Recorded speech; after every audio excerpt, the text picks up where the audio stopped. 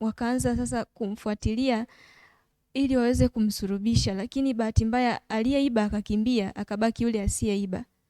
Na walitaka kumchoma moto. Kwa uzuri zaidi kuna mama ambaye mpaka sasa amefahamika sana na almost watu wengi wa Tanzania wanamfahamu. Yule mama alipambana sana. Alipambana yule kijana asisurubishwe kwa sababu kosa alikuwa la kwake. Lakini cha kusikitisha ni kwamba Yesu Kristo alisurubishwa kwa sababu ya makosa ambayo sio ya kwake. Alifanyiwa mambo ambayo sio ya haki, mambo ambayo ni ya udhalilishaji. Hayo yote ni kwa ajili yako na kwa ajili yangu.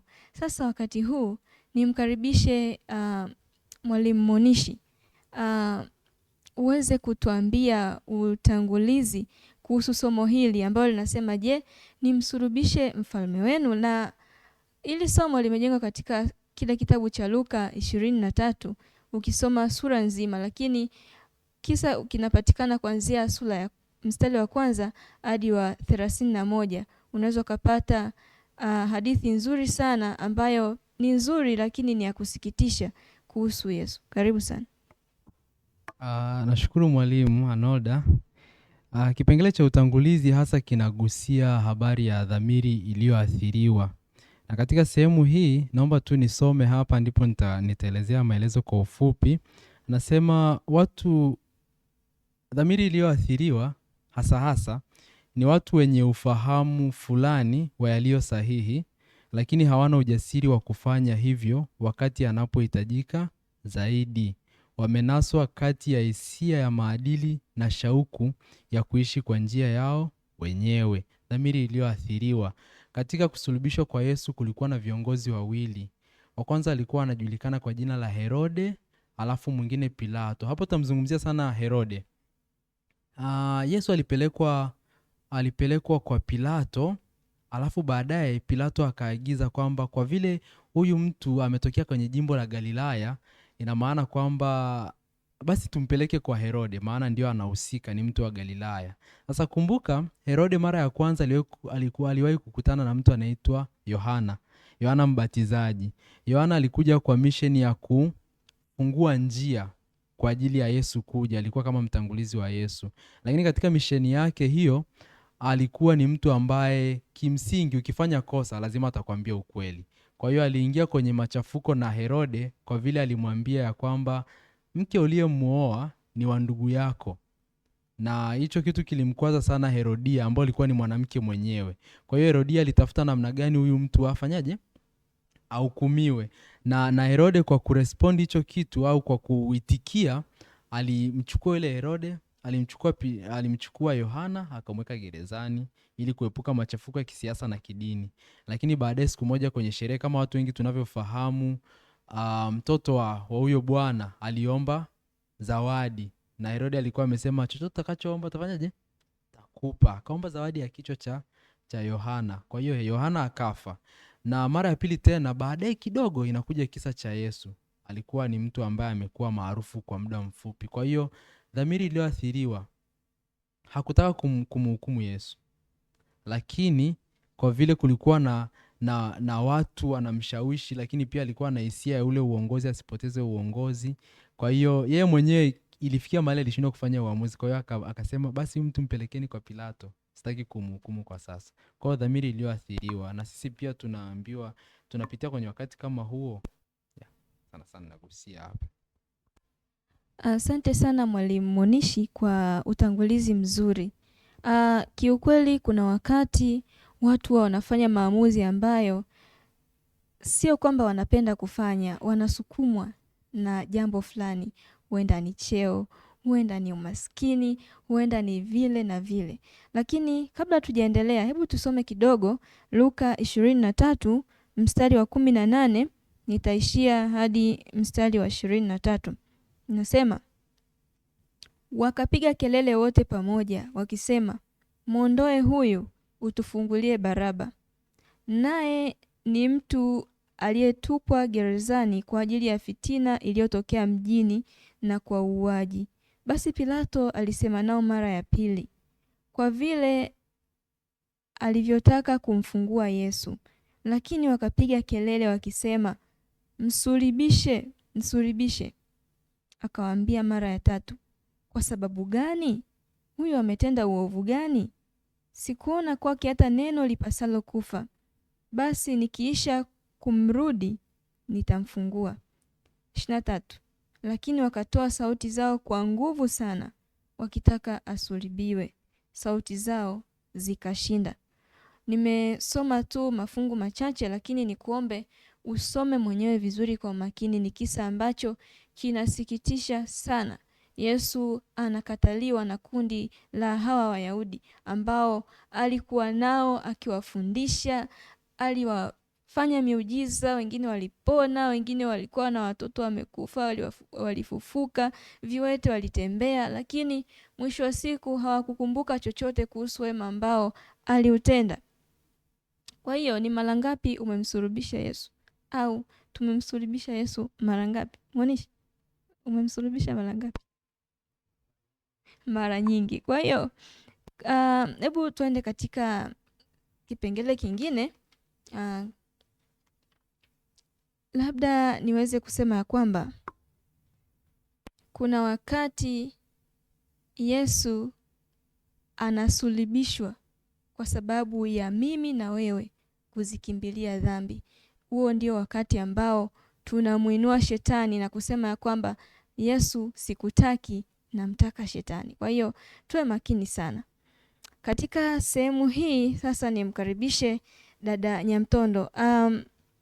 Unajua katika maisha yetu ni mara nyingi sana tunapitia changamoto ya kufanya uchaguzi, kuchagua kitu kizuri na kitu kibaya. Kwa hiyo karibu katika sehemu ya kukuza sheria. Umeelewaje hapo dada Nyamtondo? Asante.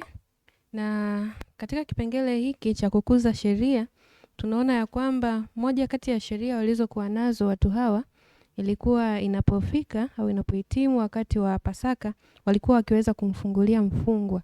Sasa hawa Wayahudi walikuwa wakitafuta pointi ya kuweza kumdhibiti Yesu, na ndipo wakaenda kumshitaki kwa Pilato, na walikuwa wakimsingizia ya kwamba Yesu amehusika katika uasi, kuwafundisha ya kwamba wasitoe kodi, wasitoe kodi kwa Kaisari.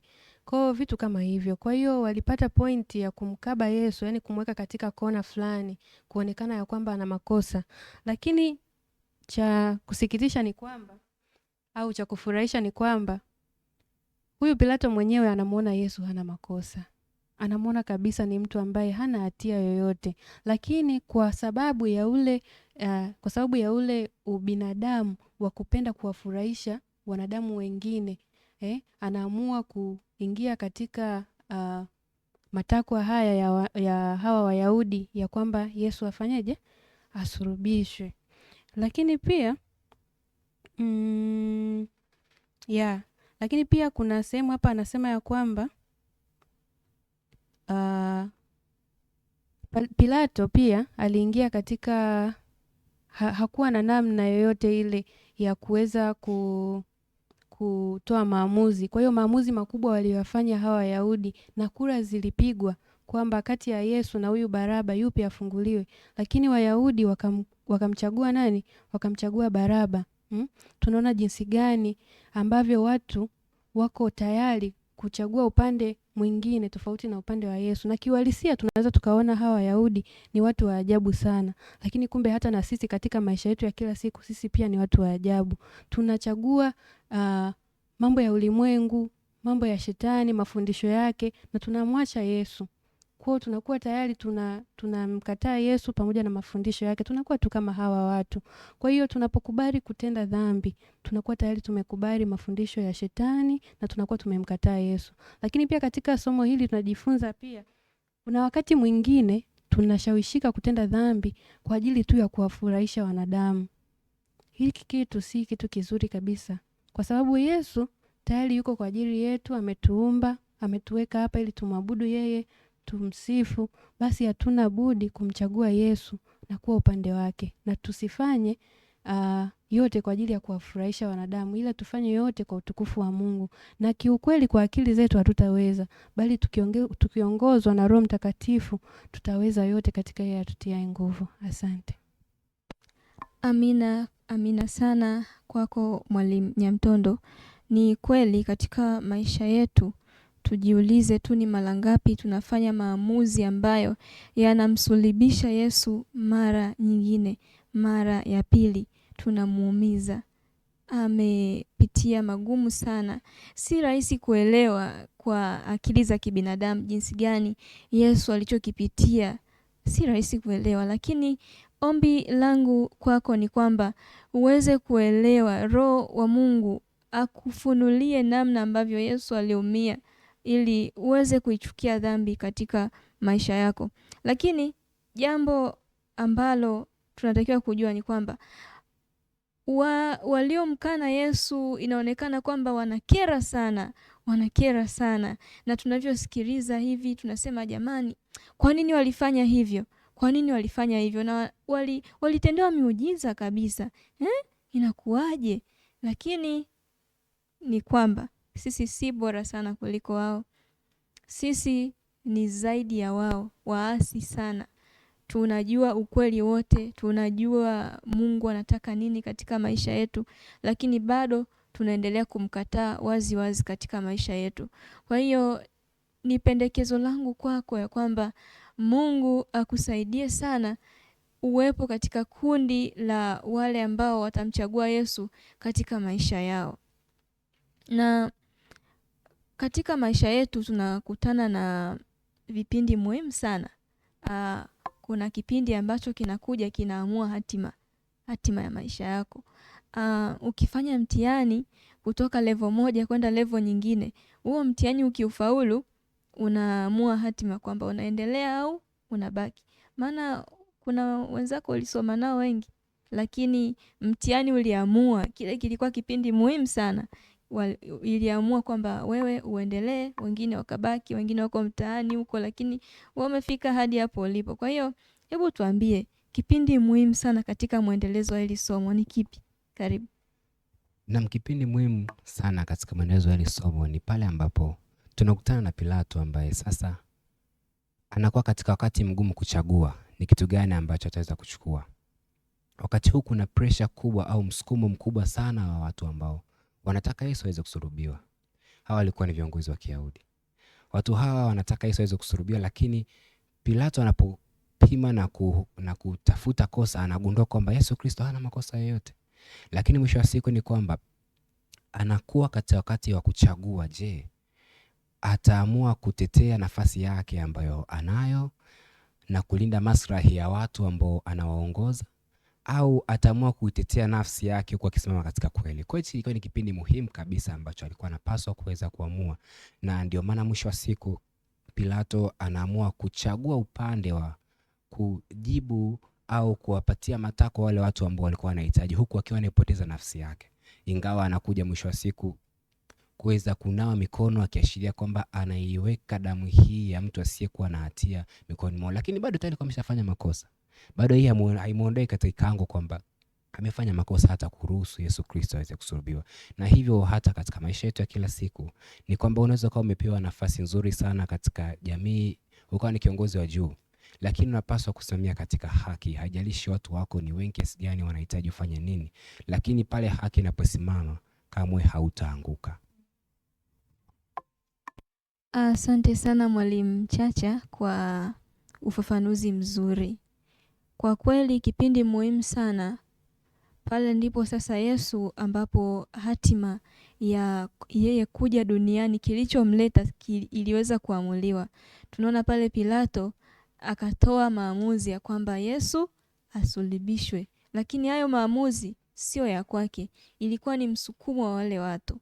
Kwa hiyo huenda ikawa ni utakuwa kiongozi au wewe ni kiongozi tayari, watu watakusukuma kwa namna mbalimbali ufanye jambo fulani ambalo huenda lipo nje ya haki kabisa na sio haki, lakini kwa sababu ya msukumo wa watu, unataka kulinda cheo, unataka kulinda wengi wanasema brand.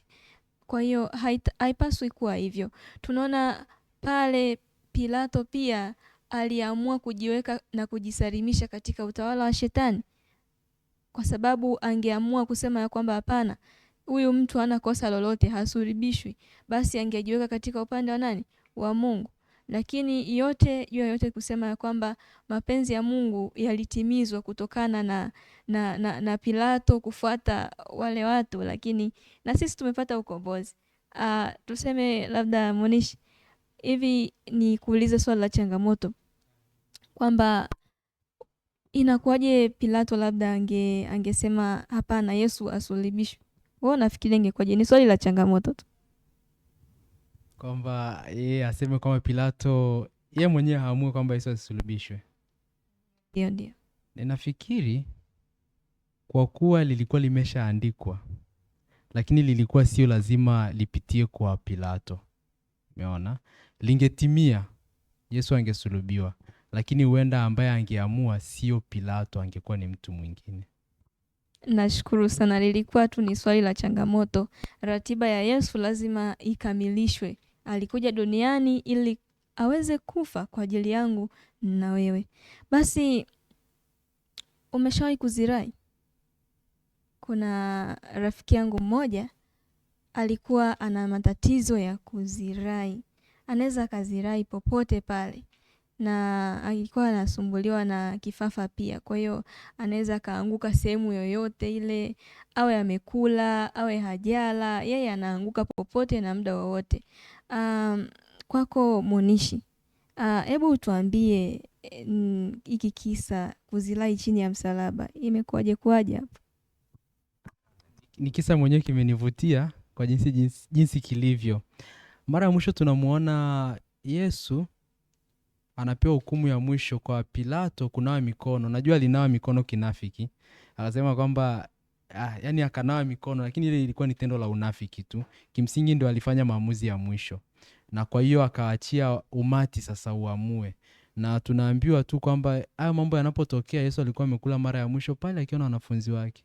Tumesoma visa vya nyuma huko. Kwa hiyo Yesu alikuwa hajala muda mrefu na anaingia kwenye kuchapwa.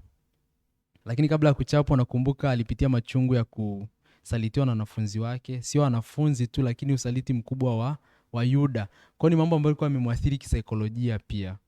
Na mwisho tunaona anabebeshwa msalaba. Sasa hapa naweza nikagusia kidogo, msalaba aliyobebeshwa ulikuwa ni wa Baraba. Walipokuwa wakitengeneza msalaba walikuwa wanaangalia na nguvu za mtu na ukubwa wa mtu. Lakini neno pia Baraba linatokana na asili ya neno bar aba. Kwa lugha ya Kiingereza son of father, mtoto wa baba. Umeona? Kwa msalaba ulikuwa ni kwa ajili ya nani? Mtoto wa baba ambao ni Baraba. Lakini Yesu akauchukua. Inamaanisha pia ilikuwa ni sisi tuhukumiwe, lakini Yesu akafanyaje? Akachukua msalaba ambao sio wa kwake. Kwa msalaba Yesu alianza kubeba kuelekea Golgotha kule. Njiani alianguka mara ya kwanza, maana ulikuwa ni mzito, amechoka, ajala, na kwa sababu ni binadamu lazima angechoka. Mara ya kwanza akaanguka, akasimama. Mara ya pili akaanguka, sasa maaskari wa Kirumi wakasema hapa hawezi kuendelea mbele. Umeona? Kwa hiyo akamuita mtu mmoja anaitwa Simoni Mkirene, alikuwa anatokea Afrika Kaskazini. Alikuwa amesikia habari za Yesu kupitia watoto wake. Huyu mtu alikuwa ni mkulima. Kwa hiyo baadaye akamsaidia Yesu kubeba ule msalaba, basi wakaendelea na safari. Tunaambiwa kwamba hii ndio ilikuwa chanzo cha wokovu wa huyu mtu. Kwa hiyo safari iliendelea. Kitu cha msingi sana kwenye hichi kisa ni kwamba ikiwa Yesu mwana wa Mungu alihitaji mtu wa kumsaidia msalaba, tena msalaba wa aibu, alishindwa kuamka pale chini, umeona? Yesu akahitaji msaada. Itakuwaje kwetu sisi? Kwetu sisi ambao tunalemewa na mambo mengi. Kwa hiyo tunapopitia nyakati ngumu za kiroho, lakini pia za kawaida tu, kuna mali tunaanguka. Tunapoanguka sio kwamba sisi ni washindwaji. Tunahitaji nguvu kutoka nje ya sisi ije tusaidie. Ambao kimsingi ni nani? Ni Yesu aje atubebee msalaba wetu tusonge mbele. Kwa hiyo mtazamaji asikate tamaa pale anapoanguka, Yesu ana msaada. Asante sana kwako Mwalimu Monishi. Ni kweli, pale unapoanguka usikate tamaa, mwambie Yesu nisaidie kubeba msalaba. anajua tunachokipitia. Kuna dhambi unasema nitawezaje kushinda, lakini tumaini lipo. Yesu anaweza kuubeba msalaba wako. Basi gharama ya kumkataa Yesu ni kubwa sana, ndugu mpendwa unayenisikiliza. Gharama ya kumkataa Yesu ni kubwa. Tunaona ya kwamba waliweza kumchagua Baraba aweze kuachiliwa ili Yesu aweze kusulibishwa. Hiyo yote iliwaletea gharama kubwa sana kwao. Na tunaona katika mwaka wa 70 baada ya Kristo, mji wa Yerusalem uliangushwa. Hayo yote yalikuwa ni matokeo ya kumkataa Yesu. Lakini hata leo hii dunia imekuwa na machafuko mengi, dunia imekuwa na magonjwa na kila adhma zinazotokea. Hayo yote ni kwa sababu ya kumkataa Yesu. Kwa hiyo ndugu yangu, ni heri kumng'ang'ania Yesu. Ng'ang'ania msalaba wa Yesu, kwa sababu nje na hapo kuna gharama kubwa sana. Na sasa nije kwako dada Nyamtondo, kwa ufupi sana uweze kuniambia ni mashtaka gani yaliyoletwa kwa Pilato, naye alijibu nini? Asante. Mashtaka yaliyoletwa kwa Pilato kumhusu Yesu, ukisoma pale Luka 23 mstari wa 2, wakaanza kumshtaki wakisema, tumemwona huyu akipotosha taifa letu na kuwazuia watu wasimpe Kaisari kodi, akisema kwamba yeye mwenyewe ni Kristo mfalme. Kwa hiyo haya ni moja ya mashitaka makubwa sana ambayo walimshitaki Yesu kwa Pilato. Lakini cha ajabu, Pilato anajibu na kusema ya kwamba haoni hatia katika mtu huyu. Lakini pia anauliza, je, kweli huyu ndiye mfalme? Yeye ndiye mfalme. Lakini Yesu anajibu ya kwamba yeye siye mfalme wa ulimwengu huu, lakini ni mfalme. Yes. Asante sana. Kiukweli hata wewe ukiangalia hayo mashtaka hayana mantiki yoyote kwa Yesu kusulubishwa. Kwa hiyo ndugu msikilizaji na mtazamaji unayenifuatilia, tutambue tu kwamba Yesu ana upendo sana kwa ajili yangu na kwa ajili yako. Alisulubishwa ili sote tuweze kuokolewa na mashtaka ambayo yaliletwa kwake. Unajua hata mahakamani kuna mashtaka ambayo yakiletwa hayana mantiki na huwa kesi huwa zinafutwa. Kwa hiyo sasa tukiangalia hapa mashtaka ambayo anapewa Yesu, anaambiwa kwamba eti anasema yeye ni mfalme. Kwa hiyo hayana mantiki yote hayo makosa, lakini ndio hivyo, ilishasemwa kwamba na ilitabiriwa na manabii ya kwamba atakuja kwa ajili ya kutufia ulimwenguni, na imetokea. Basi tusimwangushe Yesu, tumuinue juu kwa kumkubali. Nije kwako kaka Chacha. Kwa nini Yesu hakumuonesha Herode miujiza kama alivyokuwa anataka? Awali ya yote ni kwamba Yesu Kristo hata alipoulizwa hakujibu kitu. Sio kwamba alikuwa na dharau, ila ukweli ni kwamba Herode alikuwa ameshapata habari za Yesu kupitia mtumishi wa Mungu Yohana, alikuwa nabii. Mtangulizi Yohana alikuwa amezungumza kila kitu kinachomhusu Yesu. Na habari zilikuwa zimeenea mbali sana kwamba yupo anayekuja ambaye Yohana anamwakilisha. Hii inatuambia nini? Hii inatuambia kwamba hata katika maisha yetu ya kila siku ni kwamba Yesu Kristo anazungumza na sisi kwa kupitia watu wengi sana. Maana watu wengi wanahubiri, nyimbo zinaimbwa, maono yanaletwa, mafundisho yanatolewa. Lakini watu wengi wamekuwa kishupaza shingo mara nyingi na wasichukue hatua. Na wakati mwingine hata hapa wakati anaulizwa ni kwamba hakujibu kitu, kwa sababu tayari alikuwa anajua yule mhusika aliyekuwa anamuuliza swali. Na hivyo hata sisi leo tunapaswa kujua kwamba tunapaswa kuzingatia kila ambacho tunajifunza katika maisha yetu kila siku, kwa sababu tutakapokutana na Yesu wakati ujao, siku za mwisho, hata kwa tena na kuzungumza, kwa sababu mazungumzo yalishafanyika awali. Kitakachofuata ni hukumu peke yake. Asante sana. Usisubiri kutaka kuonyeshwa miujiza, usisubiri mambo kadha wa kadha. Yote yamekwisha semwa, yote yako wazi. Chukua uamuzi sasa, mkubali Yesu. Kwako Mwalimu Monishi. Pilato alihitimisha nini kuhusu Yesu, na katika hitimisho hilo yeye alikuwa alitamani kufanya nini? Kimsingi Pilato alikuwa ni mmoja wa watu ambao walitambua kabisa Yesu hana makosa, na hilo lilikuwa liko wazi. Kwa hiyo hakutamani kumhukumu. Ndio maana mahali fulani alisema, huyu mtu anatokea wapi? Aliuliza habari zake, sema anatokea Galilaya kule, na mtu wa Galilaya kule nani? Herode. Mpelekeni kwa Herode. Umeona? Kwa hiyo hakutaka lakini aliishia kumhukumu isivyo bahati. Aliishia kumhukumu kwa sababu naweza nikataja sababu mbili. Sababu ya kwanza kabisa iliyomfanya hukumu, alikuwa anahofia cheo chake kisije kachukuliwa. Maana alikuwa ni Mrumi yule. Alihofia cheo chake kisije akakipoteza. Jambo la pili, watu. Msukumo wa watu. Umeona? Kwa hiyo baadaye aliishia kumhukumu na kunawa mikono kwa unafiki pale mbele za watu. Nadhani ndio hivyo. Asante sana Mwalimu Monishi. Basi hivyo ndivyo tunavyozidi kuhitimisha somo hili zuri la je, nimsulubishe mfalme wenu? Ndugu mtazamaji na msikilizaji, naendelea kutufuatilia. Yesu ana mpango mkubwa sana katika maisha yetu hapa duniani. Ni kushauri tu na kukuomba ya kwamba usiendelee kupenda dhambi, kwa sababu dhambi inamsulubisha Yesu. Unatangaza ya kwamba simtaki Yesu, namtaka shetani. Simtaki Yesu, namtaka shetani. Ni mara ngapi tumemkataa Yesu? Ni mara nyingi tumemkataa. Kwa hiyo Mungu aendelee kutusaidia sana, na tuwe watu wa maombi binafsi ili tuweze kuwa na uwezo wa kumkubali Yesu katikati ya machafuko na mahangaiko ya dunia hii. Mungu akubariki sana. Endelea kufuatilia mfululizo wa masomo haya mazuri ya robo ya 3 ya Bobea Ndikoni mwaka 2026. Unapopata nafasi, unaweza ukashare, ukasubscribe, ukatoa comment ili kazi ya Mungu izidi kusonga mbele. Basi nitamkaribisha Mwalimu Chacha aweze kutufungia kipindi chetu kwa ombi. Tuombe.